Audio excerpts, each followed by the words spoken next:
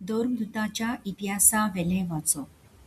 सर्वेस्पराच्या दुतान फिलिपाकडेन उलोवन म्हणलें, उठ आनी दोगी वाटेन जेरुसाल्याक थावन गाजाक वेता त्या एकसूर रस्ते वेल्यान वच. म्हणटच तो आपले वाटेक लागलो. तेन्ना अशें घडलें. एक इथिओपियेकार जात्रेक जेरुसाल्याक गेल्लो. तो एक इजडो आनी कांदाका इथिओपियेचे राणयेच्या आख्ख्या भांडाराचो अधिकारी आसलो. आपले गाडयेर बसून तो घरा परततालो. वाटेन वेताना इजायास प्रवादयाचें पुस्तक तो वाचतालो. आत्म्यान फिलिपाक म्हणलें, वच आनी गाडये लागीं सर.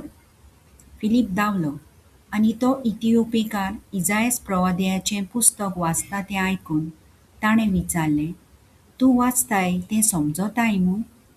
ताणें परतीपाळ केलो, म्हाका समजणी दिवंक कोण ना जाल्यार म्हज्यान कशें समजूंक जायत?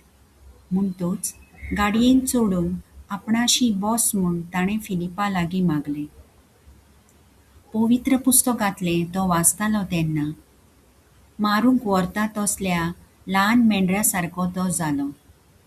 जशी एक शेळी आपणाक तासतल्या मुखार उगीच रावता, तशीच ताच्याय तोंडांतली जाप भायर सरली ना. जबरदस्तेन आनी जोडटी करून ताका धरलो. कोण तरी ताचे खातीर उलोवंक उबो जायत?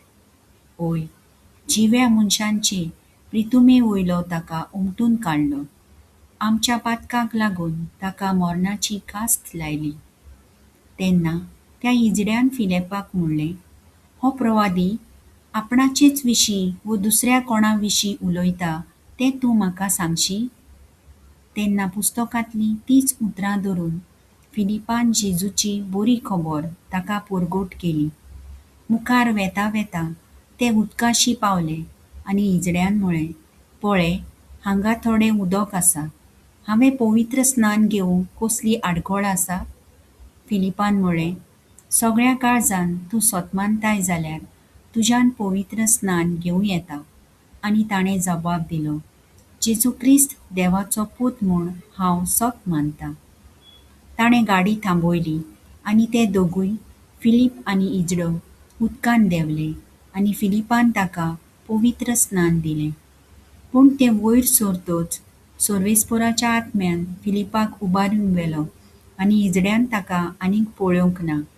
आनी सगलो धादोशी जावन ताणें आपलो फुडलो रस्तो धरलो. पूण फिलीप आजोताक पावलो आनी सगल्या शारांनी भोंवून